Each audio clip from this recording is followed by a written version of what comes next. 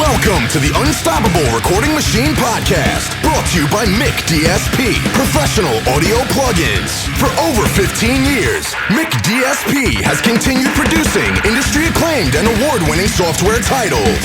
The podcast is also brought to you by Slate Digital, all the pro plugins, one low monthly price. And now your hosts, Joey Sturgis, Joel Wanasek, and Eyal Levi.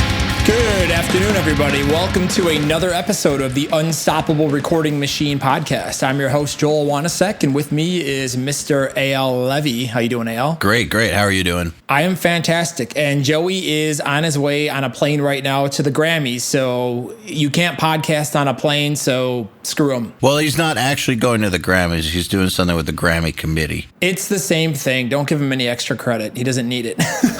Well, I don't want anyone to think that this episode is like from some other time. We're recording ahead of time. It's like Back to the Future, something like that. So it's November 2016 for anybody who's curious. We're gonna do something fun and special here on Mixcritmonday that we've never done before. Every month at Nail the Mix, what ends up happening usually is people are like, well, why the hell didn't I get in the top 20? And I'm always sitting there as one of the guys who judges these mixes, and I'm like, well, usually the top 20, it's not very ambiguous. Like the mixes that get into the top 20, yeah, there's going to be a couple that are on the line because anytime you listen to such a large amount of mixes, what happens is, kind of all starts to sound the same. But for the most part, you can click through them and in literally 10 seconds be like, great, garbage, great, ooh, that's really needs a lot of work. You just know right away. Now, a lot of people ask what criteria goes into this. So what we're looking for, at least what I'm looking for when I'm doing this, and you can say what you are, Eyal, is I'm looking for something that sounds really pro. Like I'm holding it up to an A-list standard. Like if I hit play on this, does it sound like a song? Does it blow me away? Is it thick, fat? Does it hit hard? Does it have good clarity in the mix? Does it gel? Is it in the pocket? Is it grooving? Is there anything harsh or nasty that sticks out? How are the balances? Does it feel like a song? Like all the hallmarks of just a great, fantastic mix. I want to hit play and be like, oh yeah, this sounds great. That's what I'm looking for. And I'm going to bring up a story from last night. A really, really big name mixer that you guys have all heard of is in the middle of a mix competition against another really big name mixer you guys have all heard of. And he sent us a track for advice. He sent us both tracks, and they both sounded incredible. I personally like the one that our friend did better, but yeah, I think he won. I think he beat the big guy. He beat the incumbent. However, the reason I'm bringing that up is because they could have gone either way with those mixes and been just fine. Like both of those mixes were A level. So at that point, it becomes, what do I like better? What artistically am I more in favor of? And so I guess I liked the one that our dude did better because the drums were more powerful and the acoustic guitars were more percussive, and it was just more of it just hit harder, had more emotional impact.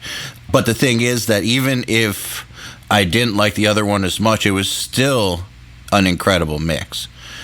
And so that's kind of what we mean by pro standard. What we're looking for in the top 20 is that regardless of if we really would pick it as the mix, if we were the artist, it's still got to be good enough to be in the running to be picked in the first place.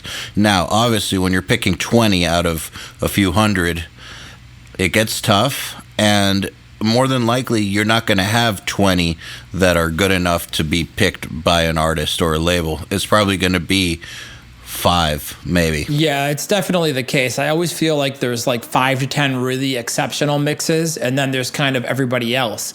And the part I struggle with is when I'm trying to sit down and like, okay, what are my 17 through 20 mixes or 15 through 20? What are like those bottom slots? Because there's a lot of gray area. In that case, I kind of just try to pick what irritates me the least, because sometimes the mixes that are at that level aren't even close to what would the top 5 would be, or if they're close, there's some major deficiencies. So it can kind of go on interpretation. And I just go off a lot of gut feeling where I'm just like, ooh, that one sounds a little bit better than that one, without trying to overthink it. So there's definitely an ambiguous area in there. But guys, listen, don't get discouraged if you don't make the top 20. It's not like it's the end of the world. It's only the Nail the Mix mixing competition. We're not, it's not like you're losing a gig for some huge artist and it's going to cost you, $20,000 in mixing fees if you don't get it. So don't be discouraged or whatever. We're all here to learn, and this is how we learn. So I think this is going to be a cool thing, because we're actually going to do a mix crit on the mixes for this month's song, which is Face Everything and Rise by Papa Roach. And man, I just got done listening to Kane's reference mix, Kane Churko, who's our guest, who produced, mixed, engineered, mastered that whole track. His mix is fantastic. So we were just comparing here your mixes. We picked a couple off of the forum here. We have the URM Private Producers Club Octagon, I forgot what we call it, where you guys can kind of like post your mixes for crit. So we grabbed a few off of there, and we decided to have a little bit of fun with these songs here today to kind of give you guys some insight on what you're doing versus what we're looking for. Let me point one other thing out about Kane's mix, which I also think is fantastic. I heard some of the guys be like, it's not my style of mix. I prefer something more natural or more this or more that. And hey, that's your right. But I still haven't heard a mix that even comes close to his. And yeah, he wrecked everybody as expected. Well, yeah, that's kind of that is to be expected. But I guess one of the things that I'd like people to pay attention to is that when you're mixing for an artist, you're not going by what is in your personal taste quite as much as what you think is right for the song and what the artist thinks is right for the song. It's your job to bring their vision to the forefront. So, for instance, if you read Kane's notes, because Kane wrote a bunch of notes about this, and he said that the band loved the electronic drums. Like, everybody was in love with the electronic drums so much that they had to try to kind of think of how to fit in the natural drums. So the natural drums were almost there to support the electronic drums. And I think that the natural drums play a huge role in the song, but still, if you listen to what Kane said, that, and this is coming from working with the artist, everybody loved the electronics and almost didn't record drums. So when I start hearing mixes that didn't pay attention to that, I start wondering, well, who are you mixing this for? Are you mixing this for yourself, or are you mixing this for the artist? Because if you read the notes, you would see that the artist was in love with the electronic drums. Just little things like that, it make me wonder what people are trying to what people are prioritizing. I think obviously you need to prioritize making a great sounding mix that makes you happy, but if you want to be doing this for other people and getting paid for it, you need to prioritize making them happy. That's very true. And I'll just reiterate. Okay, cool. Podcast over. Just kidding. Yeah. Let me just reiterate what you said earlier. Oh my God, I totally lost my train of thought on that. I was going to say that you said earlier, we were talking about like, what is the standard for the genre that you're mixing for? So if you listen to active rock and every mix on the radio has really bombastic, smashing drums that have a ton of energy and tons of bottom, super wide guitars and really loud vocals, and you come in with a really natural sounding mix that's kind of muddy and dark and the vocals are undermixed, and maybe you threw in a lot of effects and stutters and this and that and a bunch of fancy stuff, but you didn't really hit the standard, then that mix would be considered no good, because from the point of view of the band, the A&R, the management, the label itself, and the radio guys who are really, really the gatekeepers when it comes to this style of music. I mean, literally going to active rock radio, and I used to be managed, I should say, by a radio promoter guy, manager dude who was really big in that scene. And I learned a lot about radio, and those guys are like the gatekeepers. And if they don't think it sounds good, if they don't think that their audience is going to like it, that band, literally with that song, whatever's being pushed has just been tanked before it even gets to come out of the gate. So to even have a chance, there are only so many spots that are open on radio at any given time, and it's a freaking war to get a song onto radio. And for a band to get a spot and maintain and hold the spot, it's got to sound the part. It's got to be competitive with everything else. You have to play it safe to some degree, but at the same time, you can push it. You want to make it stand out. So I think that you guys got to take that in consideration. Like, it doesn't matter if you don't like drum samples. The fact is, everybody else you're competing with is using them. And if you want your track to be taken seriously amongst those people in professional scope and actually have a fighting chance of getting that song on the radio through the program director, guess what? You got to play by the rules. So if you listen to Kane's mix, it's got tons of bottom. It's got really punchy in-your-face drums that give it a lot of energy. The vocals are insanely well balanced, super clear. The guitar tone is cool, super wide. It just sounds awesome. It hammers. It makes the song really exciting. You very quickly forget about the mix when you're listening to the song and very quickly just start listening to the song and getting into the energy and the vibe of what Papa Roach is trying to put out. So when we listen to these songs and we crit this, before we even start doing this, I'm going to say as a precursor, I'm not hearing any of you guys accomplish that in any of the mixes I've heard so far. Now, we haven't officially submitted mixes yet, and we're also sitting here just grabbing some, we'll call them work in progress mixes off the forums here. But I will say that a lot of you guys aren't capturing that power, and maybe it's you guys don't know how to do it, it's not experience or whatever, but if I don't hear the power, it's going to be hard for me to vote that into the top 20. Yep. And, I'm just going to throw this out there. Guys, if you like us picking Nail the Mix tracks mid-month for Mixcrit Monday, let us know.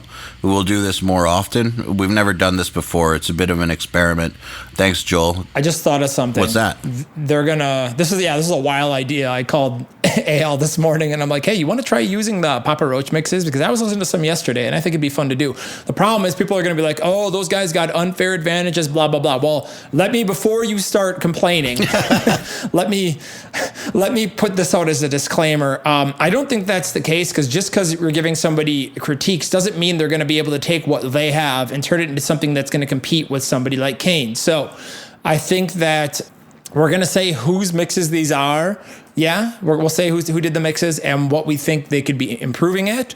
But, the mixers actually have to do the work, and whether they're capable or not of getting the mix up to that sort of level is yet to be decided. So before you guys start complaining about unfair advantage and things like that, let's just see how it tops out. Now, if these three guys win the 1 and 2 spot from user selected and, the number 1 on the secondary poll, then we'll say, okay, maybe that was unfair. But I'm just saying before it happens. Yes, if they win, then we know that this is giving them a unfair advantage. Also, let me point another thing out. We've done this for a year now.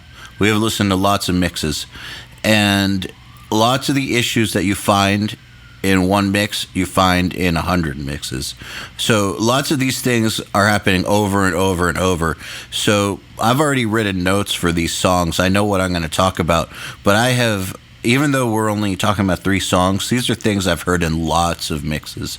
So you guys are making lots of the same kinds of mistakes. So even if it's not your mix, pay attention. Who's up on the chopping block of death first? All right. First up, we have Mr. Anthony DiGiacomo. Here it is.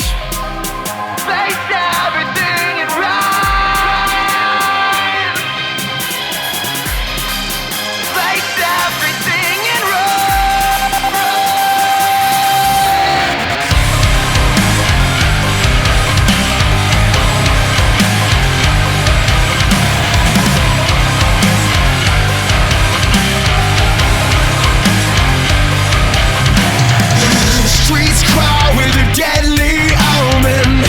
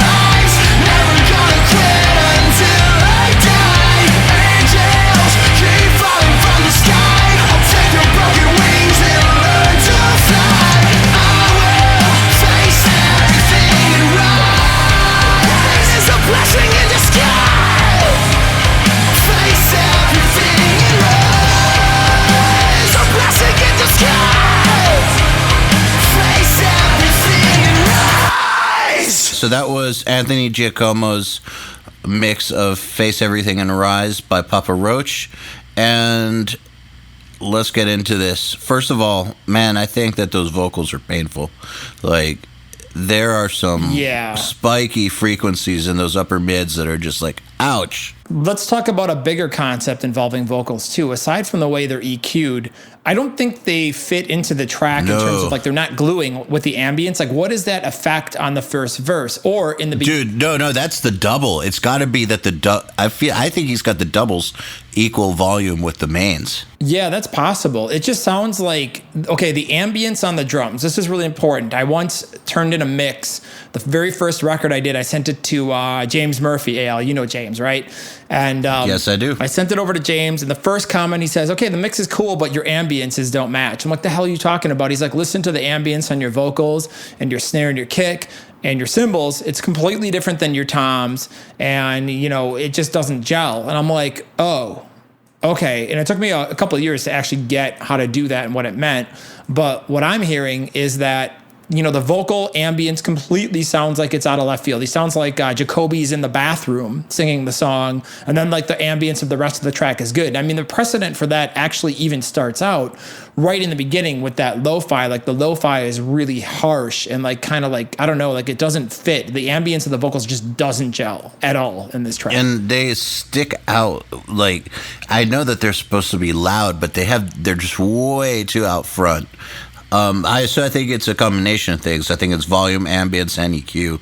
Maybe you're right that it's an ambience thing making it sound weird in that first verse. I swear that it sounds to me like he's got doubles at equal volume and you're hearing the chorus in between them. But I also think the compression is wrong because it sounds way too spitty.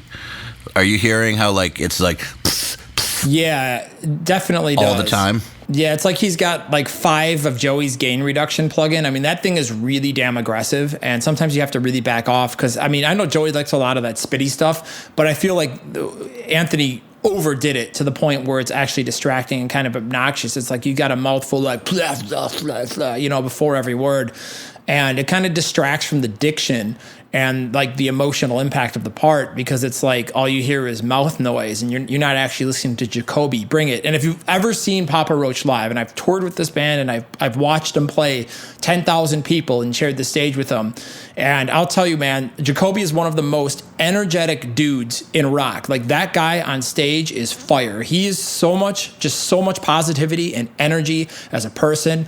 And like, you know, you have to think about Jacoby and his personality, and that's really like what Papa Roach is. Like, you can literally Google Papa Roach on YouTube, not Google. You can search for it on YouTube and watch him live. And man, you can Google it on YouTube. It's the same thing, right? He just brings so much energy. That's the point. And it's compressed to the point where it's taking away the energy and it's bringing out all the negative aspects of his performance that normally would come in and make the vocal really pop and really hit and make it really exciting. So you got to back off on the compressors and the doubles and whatever the ambience is. Like, I would reevaluate the entire way the vocals on this are mixed completely. EQ, compression, effects. Like, start over. Let's talk about volume too. Because, like, for instance, when you go to the pre-chorus, the vocals are buried. You got the electro hats are way louder than the vocals. Like, the vocals are like an afterthought.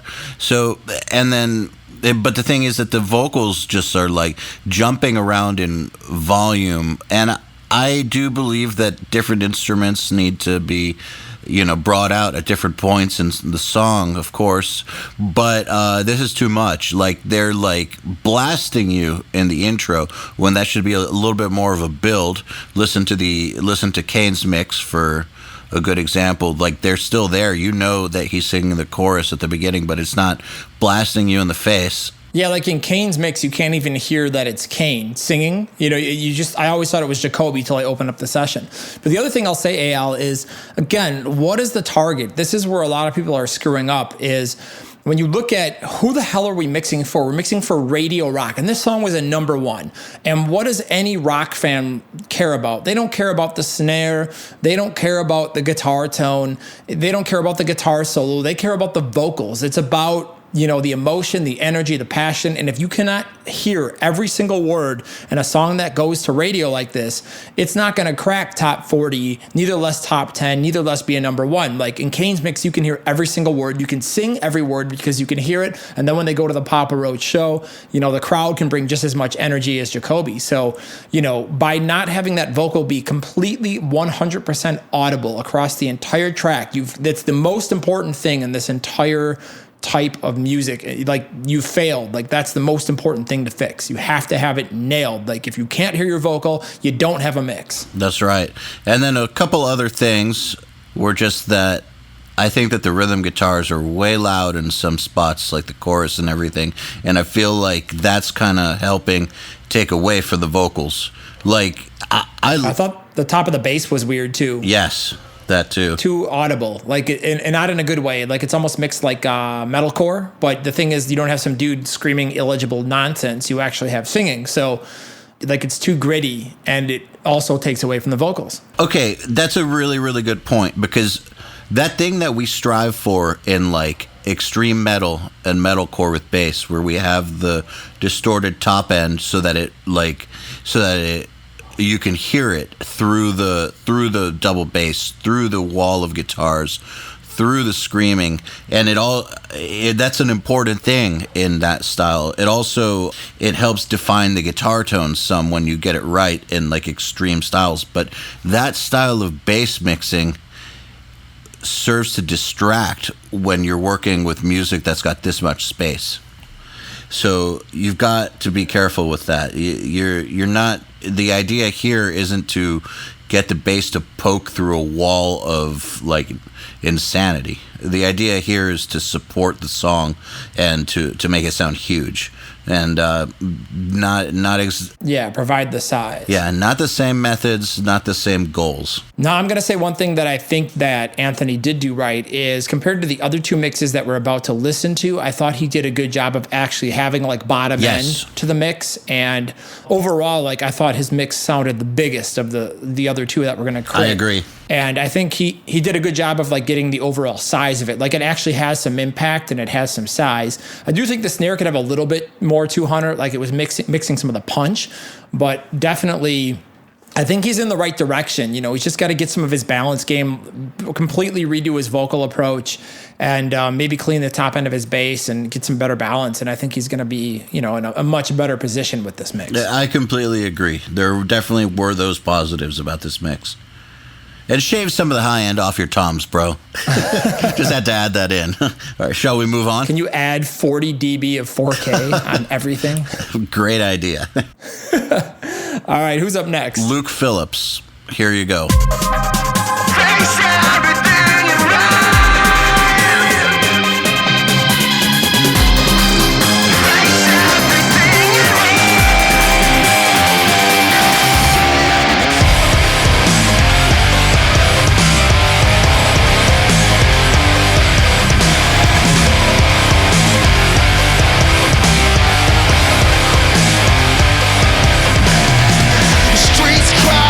Deadly omen.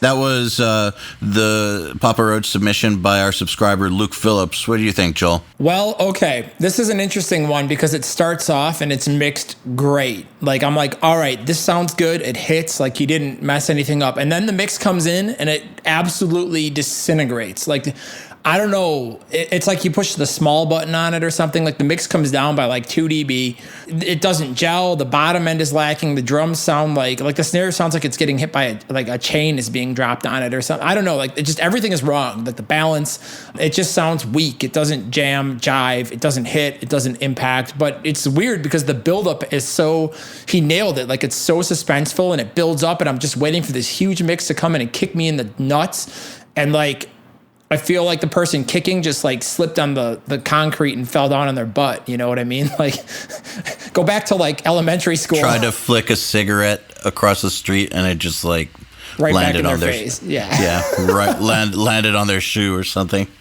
Yeah, man. I mean, I've done this to myself a few times back in earlier days mixing where spend all this time on an intro and make it super epic, and I get it to a point where there's no way that the band can sound bigger.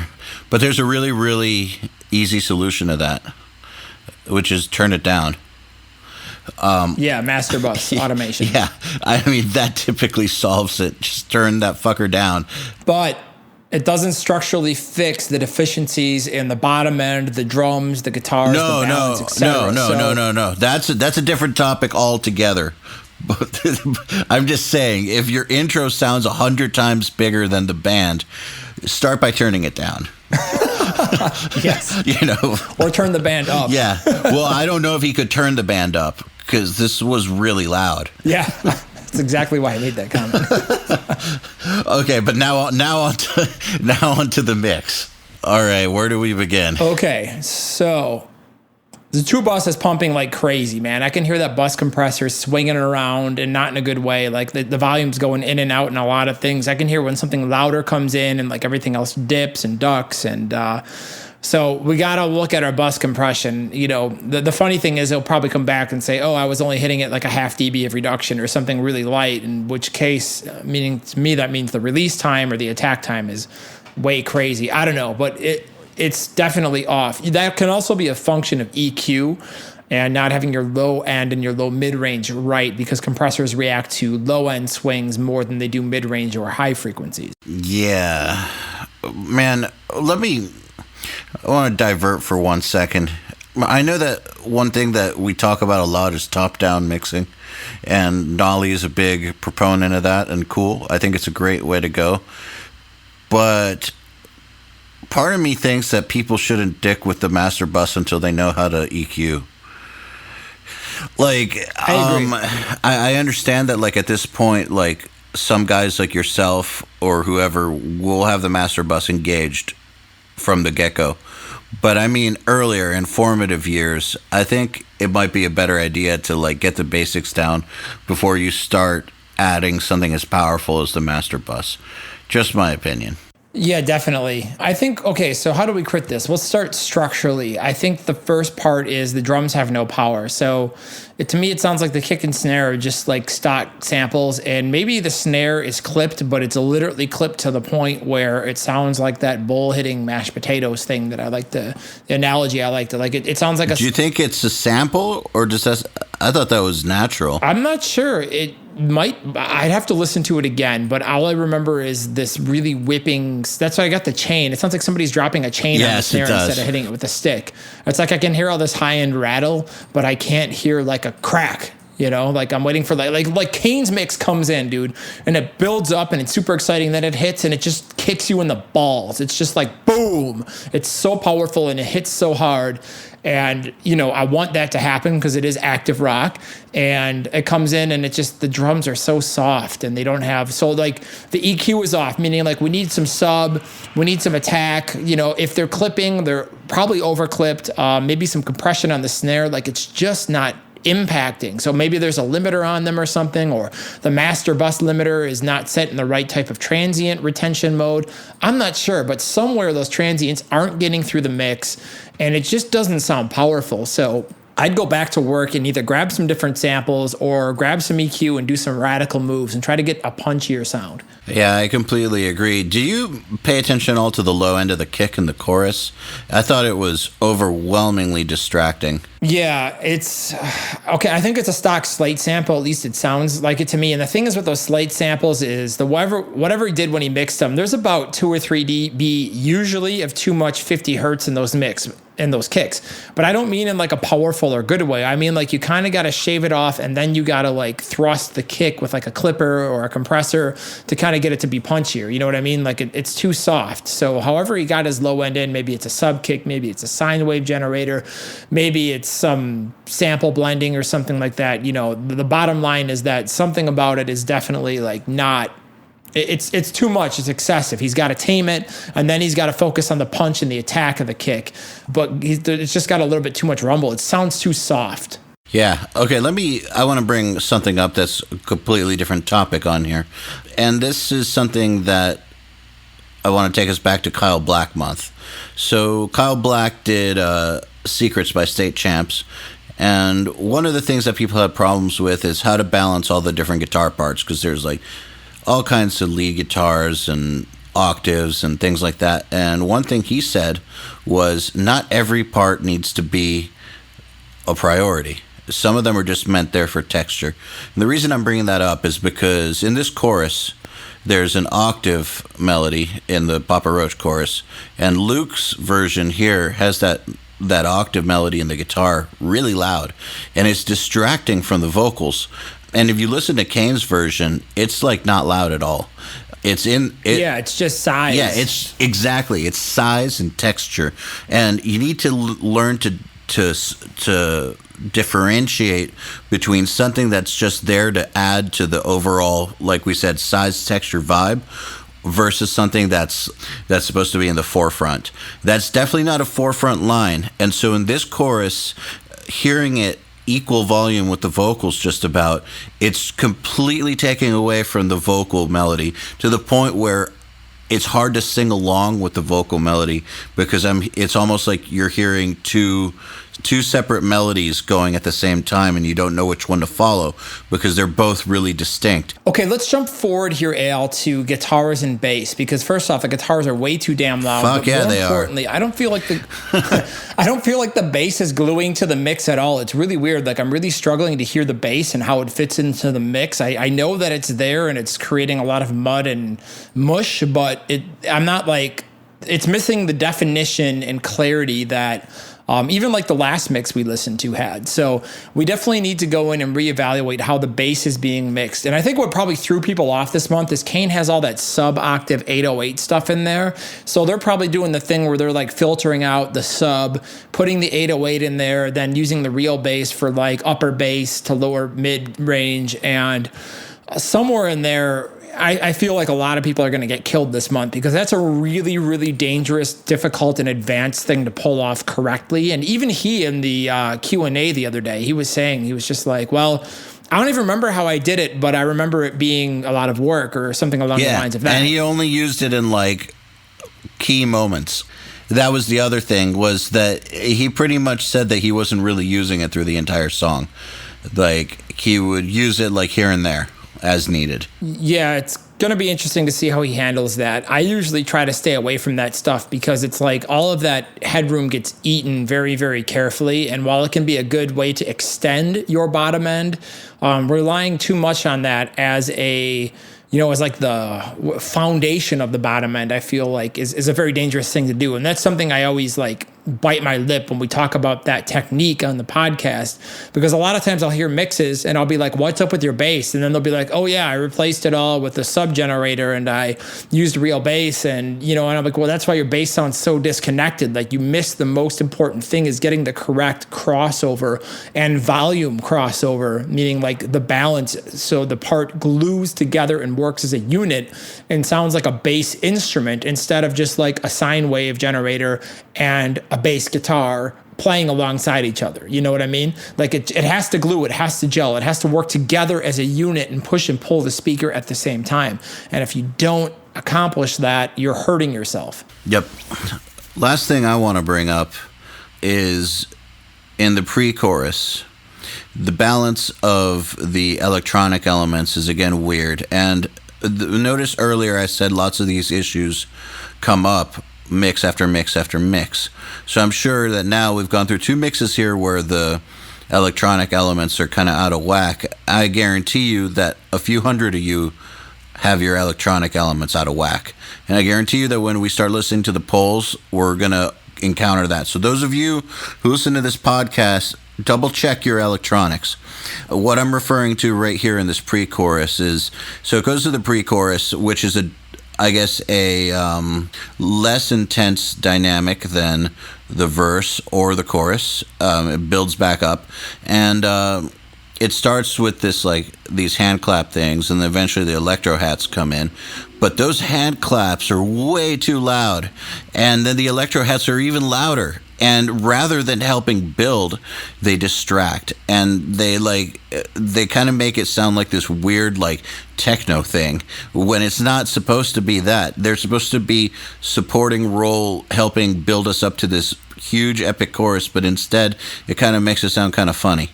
So be real careful. That kind of stuff can make or break this style of mix, in my opinion. You don't want to take people out of the moment because something that was supposed to be a build-up actually turned into a funny dance part. I concur. Okay, let's move on to the final mix. This is by Ricky Whiteout.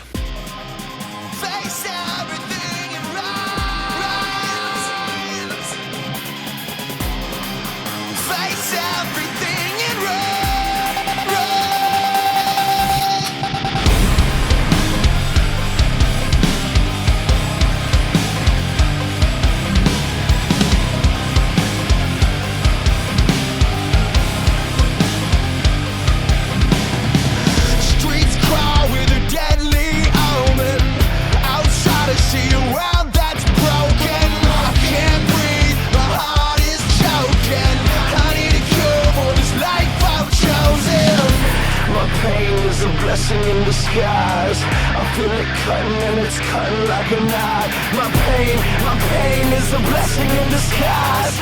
I feel it cutting and it's cutting like a knife. I will face everything and rise. Never gonna quit until I die. Angels keep falling from the sky. I'll take their broken wings and learn to fly. I will face everything and rise.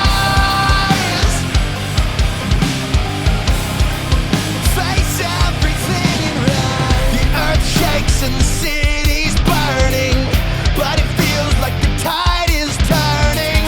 Life hurts and there's no warning. Lightning strikes, my heart is storming. The rain is a blessing in disguise. The flood's coming and it's drowning all the lies. The rain is a blessing in disguise. The flood's coming and it's drowning all the lies. I will face everything and rise. Never gonna quit until I die. Angels keep falling from the sky. I'll take their broken wings and learn to fly. I will face everything and rise.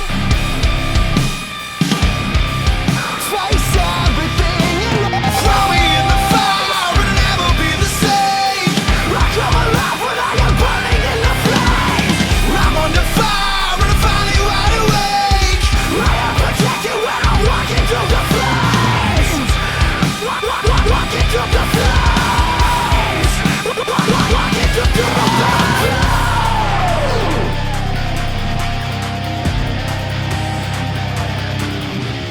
I will face everything and rise. Never gonna quit until I die. Angels keep falling from the sky. I'll take their broken wings and learn to fly. I will face everything and rise. The pain is a blessing in disguise. Face everything and rise. The pain is a blessing in disguise. Face everything and rise. Okay, so that was a submission by Mr. Ricky Whiteout. What do you think, Joel? I've got a couple of notes. Okay, I'm trying to think even where to start. I'm reading my sheet here.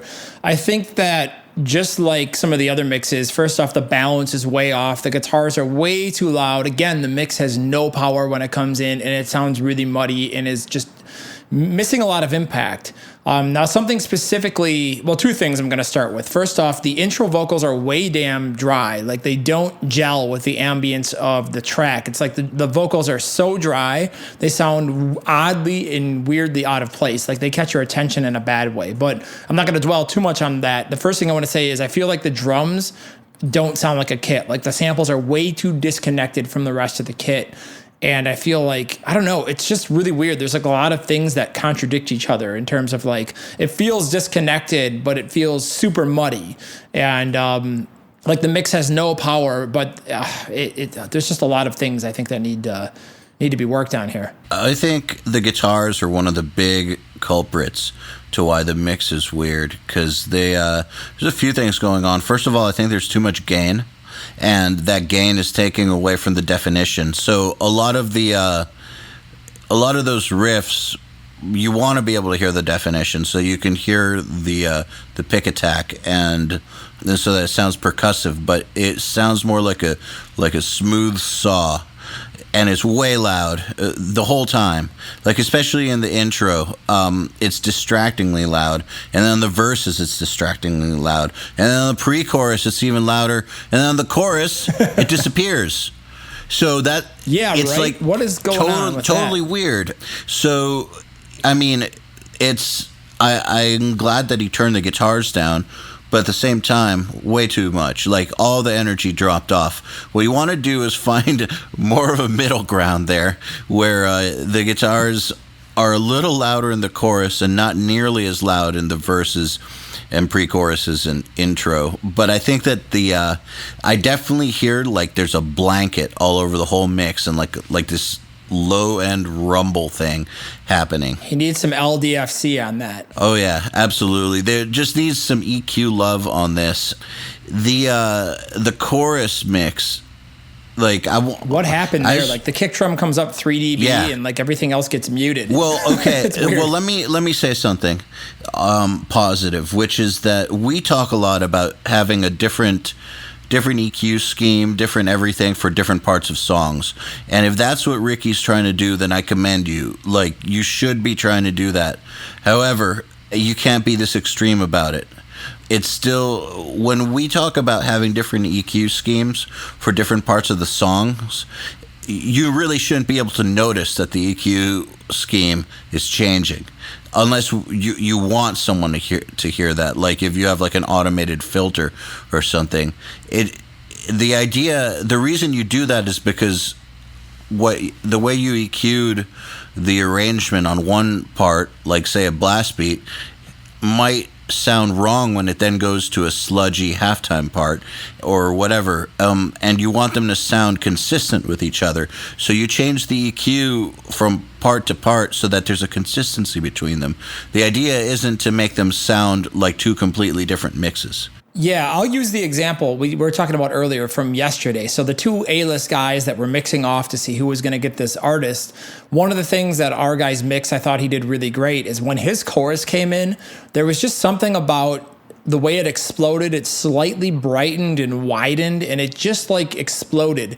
And that was something I feel like the other guy quite didn't capture correctly. And again, it's so important to have that little variance in certain parts, like, you know, maybe you make a guitar part a little bit brighter in the chorus or whatever, but, you know, it has to be done very tastefully, because when you do it right, it's supposed to accent. And it's subtle. Yes, and emphasize things. It just sounds bigger here, like the vocals are more in your face and everything comes in and supports it, and, you know, the mix comes up by dB, but it doesn't feel unnatural. You know, like those are tricks that really excellent mixers use that take a while to master. I mean, there's no free lunch in this stuff. I don't know what else to say. You got to do the work. Yeah, and so like I said, I commend Ricky if that's what he's trying to do, but definitely suggest to try to be a little more subtle about it.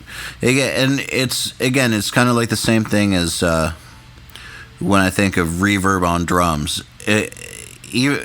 Other than like specific examples where I want to hear a huge reverb, typically I put reverb on drums to just make the drums themselves sound a little deeper, meaning like there's front to back depth, and maybe a little longer, but not so that I can hear the actual reverb. It's meant to give life or room to the drums. I'm enhancing the drum sound. I'm not enhancing the reverb sound. So right here, you're enhancing the song, not trying to enhance your people's perception of your automation skills. Yes. There's a big difference. You put the song first. All right, here's another thing. A lot of the sound effects, like the explosions and stuff, way too loud and distracting. And people use 808s, explosions, those kinds of things on downbeats all over the place. I know why it is. I'll explain after you finish. Yeah, I was just going to say that, like, the trick there, too, unless it's like a, whoa, bass drop section, again, it's not something that you're supposed to really hear as much as you're just supposed to feel the section get bigger. Right there. It's supposed to add impact. Here's what he did wrong. He came in, and because he hasn't nailed the EQ right, and structurally the mix is too muddy and it doesn't have enough separation. Like, you didn't get the low end relationship right, the mid range, the top end, etc. Like, there's a lot of mud, there's a lot of clutter in the mix, so there's not a lot of room for those sounds to come through the mix. So what he's doing is he's compensating up in terms of volume to try to get him to punch through. And by the time he gets to the point where you can hear it, it comes out of that zone of fuzziness. He raises up the fader, and then what happens is it just eats the whole mix and pops out because there's just no room for it in terms of frequencies. The thing is with mixing post, and I've mixed so many bands with post and written post, etc. You got to use great quality synths and beat programs and things like that. That's super important. You have to have great sounds, but not only do you have to have great sounds, your mix has to be very, very nicely EQ'd and structured and interlocking so that there's room for a massive explosion to cut through without you having to do, 15 dB cuts in it and stuff like that. You shouldn't have to do anything super extreme. So a lot of people, and this is something I see all the time, a lot of people will send me mixes and they'll use really shitty sounds, that should be like in stereo, but it's in mono. And then they're like, well, why can't I hear the reverb here? And I'm like, because you sent me a mono file, idiot, and it sounds like it's lo-fi. Like, I could use my own sample, but you're paying me to mix, not write post on your album. So what do you want to do, The thing is, it's like when you have really good post-production sounds, and if you've done your job right, you shouldn't need anything more than a clipper and a limiter to get them to really cut through. You should very rarely need EQ on those things. Now, I will say synths and pads usually need a lot of work in the mid-range just because of the nature, and there's usually some really nasty resonant frequencies in them. But like the more percussive, cinematic stuff, like Joey would use in a hallmark of his production style, a lot of the mix is built in a way that it is structurally sound in terms of EQ. So you don't need to do anything else other than balance it. And like I said, maybe clip it a little bit or limit it a little bit depending on how the mix is gain structured. Yeah. You know what? This dude needs enhanced. I'm going to give him 1 free month of enhanced so that he can get his gain staging together. Ricky, you won. 1 free month of enhanced for you, URM enhanced, so that you can... There's just too many fundamental problems here. Sorry, I didn't ask you guys about this. I'm just doing it. Dock my pay. I don't care. Ricky, you're getting 1 free month of URM enhanced, and you need to watch those fast tracks and watch the one about gain staging. Learn that shit. Let it be your Bible. EQ and compression one. Really learn LDFC. You need this, dude. Like, IV that shit. What else can I say? Like, this just needs to go back to basics with this stuff. Yeah, once he gets more clarity, just like the post-production, I feel like it's going to solve my comment where I said that the mix didn't have enough power because the drum samples there's no space there for them to hit and to punch. He hasn't carved out the necessary areas in the frequency. Everything is kind of just overlapping in the same frequency range. So once he gets to that point, he'll be able to diagnose whether his drum samples are punchy and clear enough and are going to cut through, or, so either he's going to have to use new samples or he's going to have to go back to work and reshape them. But, the way it's mixed now with the guitar and the bass, it's hindering the power of, the kick and the snare, which drive it. And again, go back to Kane's mix. When you listen to Kane's mix, the first thing you hear is that big ass punchy drum sound, thick bass and guitar mix, and it's so punchy and clear, and it hits you really hard, and it conveys a lot of energy and power. And we're absolutely doing the opposite of that here on this mix. We're coming in and it's like there's just no power and punch because we haven't like parted the seas so we can walk through them. We got to structurally fix the EQ of pretty much everything. That's right. Ricky, hit me up. Eyal at urm.academy. That's EYAL at urm.academy, and I will get you sorted. All right. Well, thanks for listening, guys. I hope that you enjoyed this episode of Mixcrit Monday, and we want to know if you want us to do this more often, meaning if you want us to crit your submissions for the Nail the Mix monthly mix competition, we'll do it.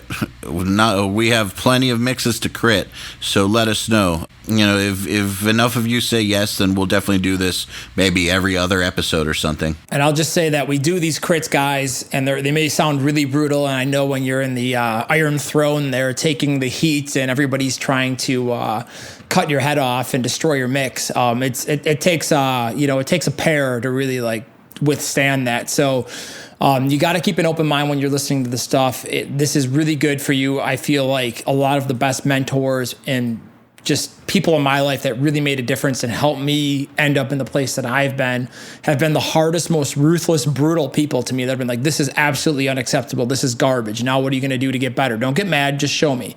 So I think that it's important to have that mentality, when you're submitting for mix critting. And if you're afraid of getting ripped up and torn apart, it's like we're doing this out of love because we want you guys to be great at this stuff and get way better. And the only way that you're going to get better is when somebody sits down and says, everything is wrong. Here's why. Here's what you need to do. And you can sit back, reevaluate your workflow, make the necessary changes, and put in the time and the effort and train. And with some work, you'll get there to where you need to be. And you'll look back and be like, damn, that was the best thing that ever happened to me. So, guys, hopefully this stuff is helping you.